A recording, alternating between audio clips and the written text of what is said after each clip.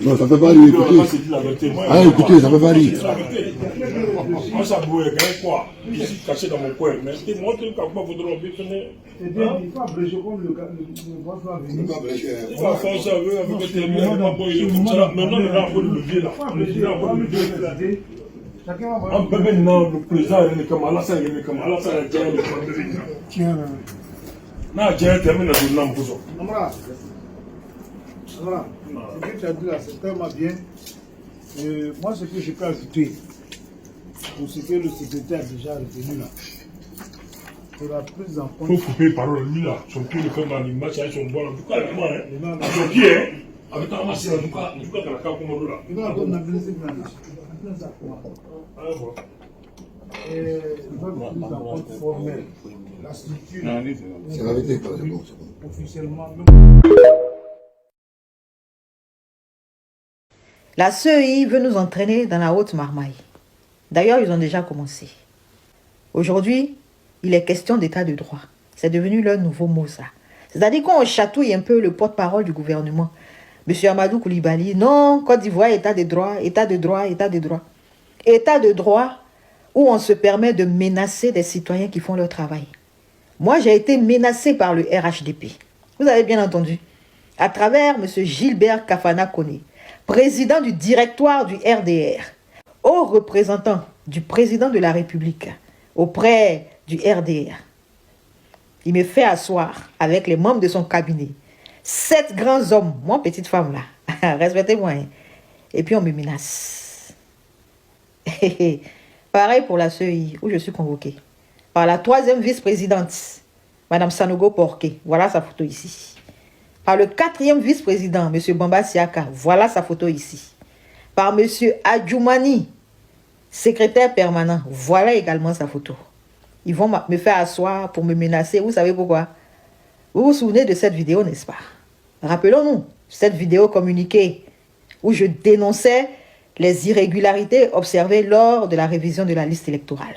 Eh bien, ils vont me menacer, me traiter de tous les noms, m'exiger de retirer la vidéo, m'exiger de réécrire le rapport. Sinon, 3 points de suspension. Je n'ai pas enlevé. Je n'ai pas retiré de ce fameux rapport et je n'ai pas retiré la vidéo également. Qu'est-ce que vous croyez? Et en plus, le comble, vous savez ce qu'ils m'ont dit? En réécrivant le rapport selon ce que eux voulaient voir contenu dans ce fameux document, ils allaient me payer ce qu'ils me devaient en tant qu'observateur. Et ils sont même allés beaucoup plus loin à travers leurs menaces. Emprisonnement, porter plainte et ceci, cela.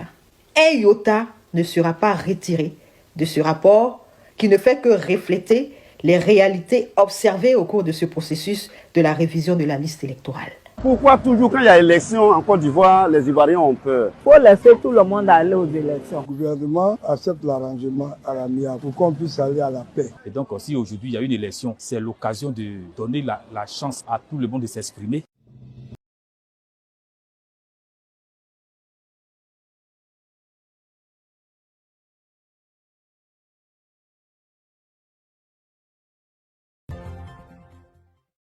Vraiment, c'est un point fort, un point focal, parce qu'aujourd'hui, nous sommes rentrés, en 2025, nous sommes rentrés dans une année électorale. Et cette année-là, c'est un carrefour palpable pour pouvoir maintenir cette stabilité du paix. Alors, s'il dit qu'il n'y aura pas vraiment d'un arrangement, je pense qu'on va aller encore à la même crise que nous avons traversée en 2011. Alors, il est mieux vraiment d'envoyer ou bien de permettre à ce que vraiment ces deux vraiment candidats, ces deux leaders, le leader générationnel ainsi que l'ancien président Laurent Gbagbo soient candidats pour permettre qu'il y ait au moins une stabilité. Moi, à mon avis, il faut laisser tout le monde aller aux élections. Parce que présentement, là, nous voulons la paix. Nous voulons vraiment la paix. Parce que chaque fois courir, feu, ceci, fusil par là, machette par-ci, on est fatigué. Hein? Laissez-nous au moins une petite paix là qui peut rentrer dans nos cœurs avant notre mort. On vous en prie. Il faudrait accepter tout le monde. Eux tous sont des enfants de Côte d'Ivoire. Ils n'ont qu'à s'entendre pour nous amener cette paix là. La paix qu'au Faubourg nous est laissée avant de partir, il faudrait que cette paix-là règne toujours en Côte d'Ivoire pour que nous aussi, nous soyons tranquilles avant notre mort. La Côte d'Ivoire a connu déjà des moments très difficiles. Nous, Ivoiriens, nous avons peur. Hein? Pourquoi toujours quand il y a élection en Côte d'Ivoire, les Ivoiriens ont peur? Voilà, nous appelons à la réconciliation, à tous les fils et filles de ce pays de se réunir afin que les élections se passent dans de bonnes conditions. La team, vous venez de voir toutes ces vidéos que je vous ai montrées. La première est ce groupuscule de personnes mobilisées par les soins du RHDP pour préparer les élections de 2025. Ces élections qui visent à déstabiliser l'opposition à travers des jeunes qui sont souvent dans des bacs à verre. Vous connaissez, ça s'est déjà passé plusieurs fois.